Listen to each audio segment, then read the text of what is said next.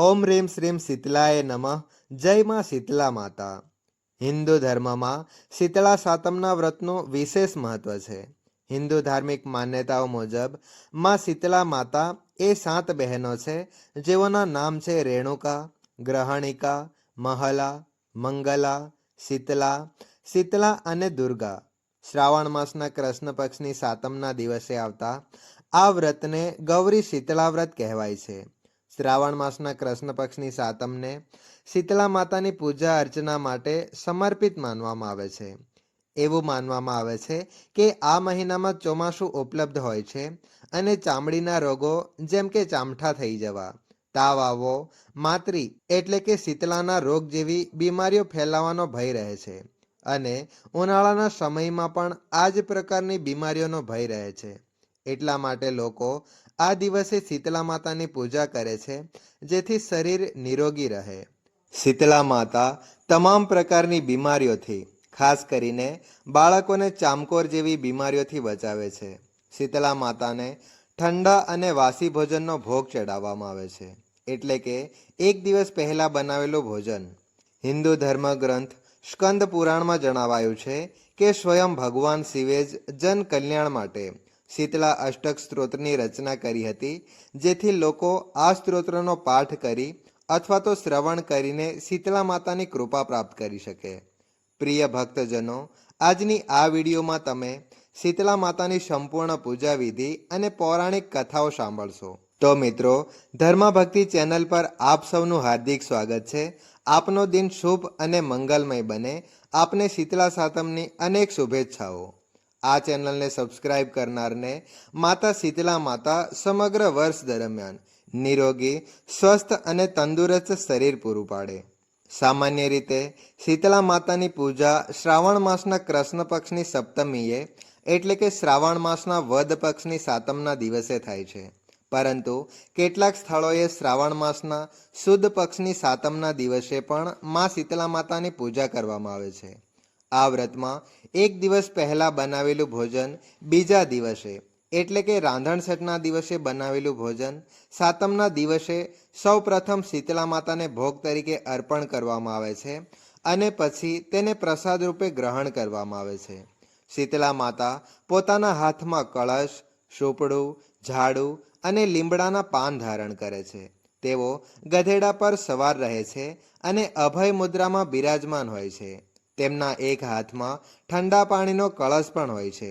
શીતળા માતાને સફાઈ, સ્વચ્છતા અને શીતળતાનું પ્રતીક માનવામાં આવે છે. સાતમના દિવસે શીતળા માતાને ખાસ ગોળ અને શેરડીના રસથી બનેલા મીઠા ભાતનો ભોગ ચડાવવામાં આવે છે અથવા તો ખીર બનાવીને તેને અર્પણ કરવામાં આવે છે. આ ભાત રાંધણછઠની રાત્રિએ જ બનાવવામાં આવે છે અને બીજા દિવસે એટલે કે સાતમના દિવસે ઘરના બધા જ સભ્યો માતા શીતળા માને તેને અર્પણ કરી તેનો પ્રસાદ રૂપે ગ્રહણ કરે છે.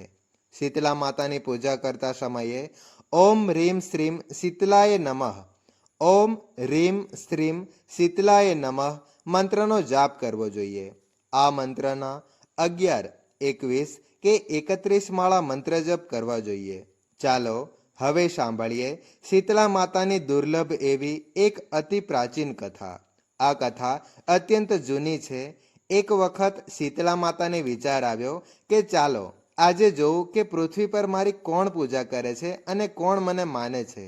આવો વિચાર કરીને શીતળા માતા પૃથ્વી પર રાજસ્થાનના ડુંગરી ગામે આવી પહોંચ્યા. ત્યાં પહોંચીને તેમણે જોયું કે આ ગામમાં તો તેમનું મંદિર પણ નથી અને અહીંયા કોઈ પણ તેમની પૂજા પણ કરતું નથી. શીતળા માતા વેશ બદલીને ગામડાની ગલીઓ ગલીઓમાં ફરવા લાગ્યા. એવામાં એક ઘરની ઉપરથી કોઈએ ચોખાના ઉકાળેલા પાણીને નીચે ફેંક્યું. એ ઉકળતું પાણી શીતળા માતાના શરીર પર પડ્યું, જેના કારણે તેમના શરીરે છાલા પડી ગયા. તેઓ ખૂબ જ દાઝી ગયા. શીતળા માતાના આખા શરીરમાં બળતરા થવા લાગી અને તેઓ જે વસ્ત્રો પહેરેલા હતા તે વૃદ્ધા સ્ત્રીના વેશમાં હતા. આખા ગામમાં આમ તેમ દોડવા લાગ્યા અને ચીસો પાડવા લાગ્યા. અરે, હું તો બળી ગઈ, મારું શરીર કંપી રહ્યું છે, બળી રહ્યું છે, કોઈ મારી મદદ કરો, કોઈ મને બચાવો. પરંતુ તે ગામમાં કોઈએ પણ શીતળા માતાની મદદ ન કરી. ત્યાં જ પોતાના ઘરની બહાર એક કુંભારણ બેસી રહી હતી. તે માટીના વાસણ બનાવતી એક સ્ત્રી હતી. કુંભારણે જોયું કે આ વૃદ્ધામાં ખૂબ જ બળી ગઈ છે. તેમના આખા શરીરમાં તાપ છે અને શરીર પર છાલા પડી ગયા છે. આ તાપ તેઓ સહન કરી શકતા નથી. ત્યારે કુંભારણે કહ્યું, માં, તમે અહીં બેસી જાઓ, હું તમારા શરીર પર ઠંડુ પાણી ઢોળી દઉં. પછી કુંભારણે એ વૃદ્ધ માતા પર ઠંડુ પાણી ઢોળ્યું.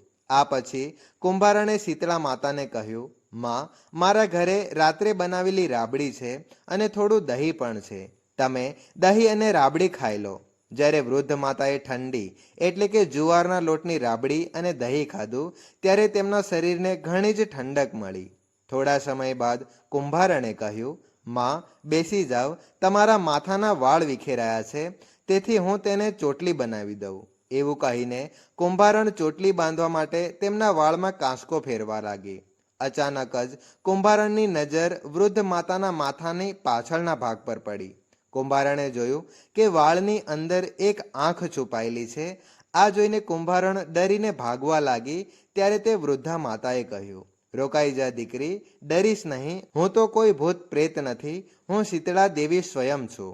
હું પૃથ્વી પર આ જોવા આવી છું કે અહીં મને કોણ કોણ માને છે અને કોણ મારી પૂજા કરે છે. એવું કહીને માતા 4 ભુજાવાળી હીરા ઝવેરાતના આભૂષણ પહેરેલી પોતાના સાચા સ્વરૂપમાં પ્રગટ થઈ. માતાના દર્શન પામીને કુંભારણ વિચારવા લાગી, હું તો બહુ જ ગરીબ છું, આ માતાને ક્યાં બેસાડું? ત્યારે માતાએ તેની સ્થિતિ જોઈને કહ્યું, દીકરી, તું શું વિચારે છે? કુંભારણે હાથ જોડીને આંખોમાં આંસુ સાથે કહ્યું, માં, મારા ઘરે તો ચારેય બાજુ ગરીબી ફેલાયેલી છે. તમને બેસાડવા માટે મારી પાસે કાંઈ જ નથી. માં, મારા ઘરમાં ન તો કોઈ ચોકી છે, ન તો બેસવા માટે આસન. કહો, હું તમને ક્યાં બેસાડું? ત્યારે શીતળા માતા કુંભારણના મનની સ્થિતિ સમજી ગઈ અને પ્રસન્ન થયા. તેઓ કુંભારણના ઘરની બહાર ઊભેલા ગધેડા પર જઈને બેસી ગયા. એક હાથમાં ઝાડુ અને બીજા હાથમાં સુપડું લઈ તેમણે કુંભારણના ઘરની તમામ ગરીબી સુપડામાં ભરીને દરિયામાં ફેંકી દીધી. પછી માતાએ કુંભારણને કહ્યું, દીકરી, હું તારી સાચી ભક્તિથી પ્રસન્ન છું. હવે તને જે કંઈ જોઈએ તે વરદાન માંગી લે. આ સાંભળી કુંભારણ હાથ જોડીને બોલી, માતા, મારી ઈચ્છા છે કે હવે તમે આ ડુંગરી ગામમાં સ્થાયી થાઓ અને અહીં જ બિરાજમાન રહો. અને જેમ તમે મારી ગરીબી ઝાડુ વડે દૂર કરી, તેમજ જે પણ ભક્ત શ્રાવણ માસની વદ પક્ષની સાતમના દિવસે એટલે કે શીતળા સાતમના દિવસે ભક્તિભાવથી તમારી પૂજા કરીને તમને ઠંડુ પાણી, દહીં અને વાસી ઠંડુ ભોજન ચડાવે, તેના ઘરની તમામ ગરીબી પણ દૂર કરજો. અને તમારી પૂજા કરતી સ્ત્રીઓનું સૌભાગ્ય અખંડ રાખજો અને તેમનો ખોળો હંમેશા ભરી રાખજો. સાથે જ જે પુરુષ શીતળા સપ્તમીના દિવસે એટલે કે શીતળા સાતમના દિવસે વાળંદ પાસે જઈને વાળ ન કપાવે, ધોબીના ઘરે જઈને કપડાં ન ધોવડાવે અને એ પુરુષો પણ તમારા પર ઠંડુ પાણી ચડાવીને, નારિયેળ અને પુષ્પ અર્પણ કરીને પરિવાર સહિત ઠંડુ વાસી ભોજન કરે, તેમના વ્યવસાય અને કામ ધંધામાં કદી ગરીબી ન આવે અને સતત પ્રગતિ થતી રહે. કુંભારણની વાત સાંભળીને શીતળા માતા બોલી, તથાસ્તુ દીકરી, તે જે વરદાન માંગ્યા છે તે બધા જ હું તને આપું છું. અને દીકરી, હું તને આ આશીર્વાદ પણ આપું છું કે મારી પૂજાનો મુખ્ય અધિકાર આ ધરતી પર કુંભારણ જાતિને જ રહેશે. તે દિવસથી જ ડુંગરી ગામમાં શીતળા માતા સ્થાપિત થઈ ગયા અને તે ગામનું નામ પડી ગયું સિલ્કી ડુંગરી. આજના સમયમાં પણ સિલ્કી ડુંગરીમાં શીતળા માતાનું મુખ્ય મંદિર આવેલું છે. શીતળા સપ્તમીના દિવસે એટલે કે શીતળા સાતમના દિવસે અહીં ખૂબ જ મોટો મેળો ભરાય છે. શીતળા માતાની કથા જે કોઈ સાચા મનથી માતાનું ધ્યાન કરીને વાંચે અથવા તો સાંભળે, તેને માતાની કૃપાથી ઘરની તમામ ગરીબીનો નાશ થાય છે અને તેની બધી જ મનોકામનાઓ પૂર્ણ થાય છે. પ્રેમથી બોલો શીતળા માતાની જય. ભક્તજનો, હવે સાંભળો શીતળા માતાની બીજી આવી જ એક અત્યંત દુર્લભ વ્રત કથા. એક વખત એક રાજાના એકમાત્ર પુત્રને માતરી એટલે કે શીતળાનો રોગ થયો.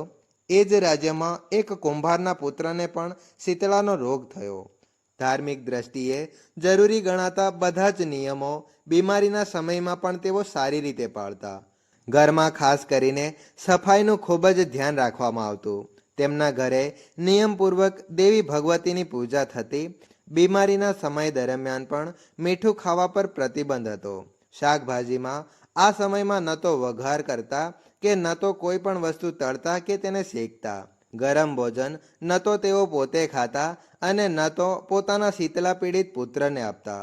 આ રીતે કરવાથી કુંભારનો પુત્ર ઝડપથી સ્વસ્થ થઈ ગયો.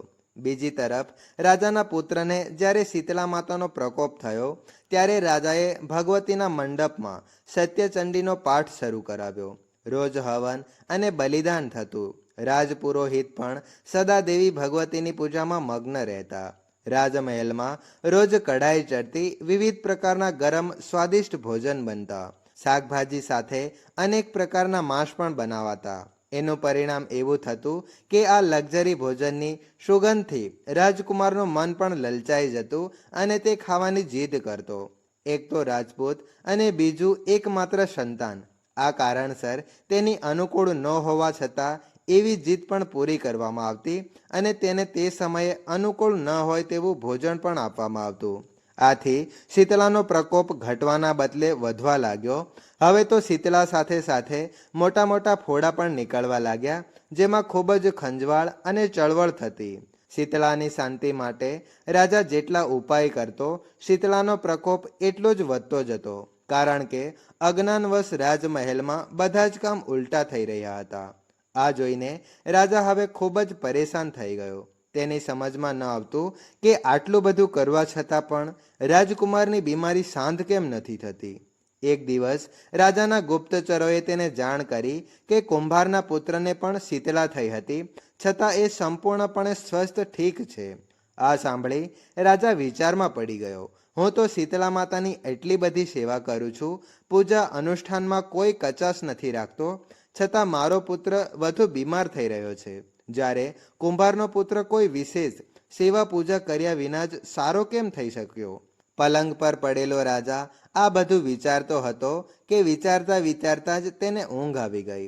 ત્યારે સફેદ વસ્ત્ર ધારણ કરેલી દેવી ભગવતીએ સ્વપ્નમાં તેને દર્શન આપીને કહ્યું, રાજન, હું તારા સેવા અર્ચનથી પ્રસન્ન છું, એટલા માટે જ આજે તારો પુત્ર જીવિત છે.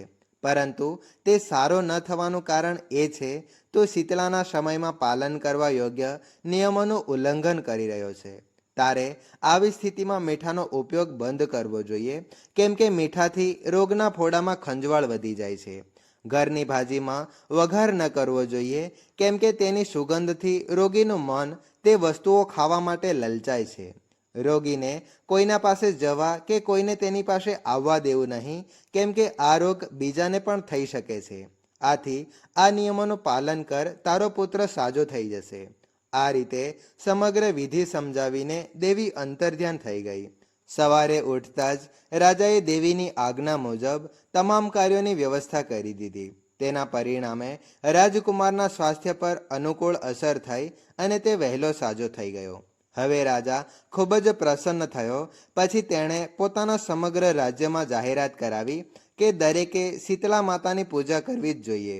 ભક્તજનો આજના દિવસે એટલે કે શીતળા સાતમના દિવસે શીતલા માતા સિવાય ભગવાન શ્રી કૃષ્ણ અને તેમની માતા દેવકીજીનું પણ વિધિપૂર્વક પૂજન કરવું જોઈએ. મધ્યાહનમાં તેમને સાત્વિક ભોજનનો ભોગ અર્પણ કરવો જોઈએ.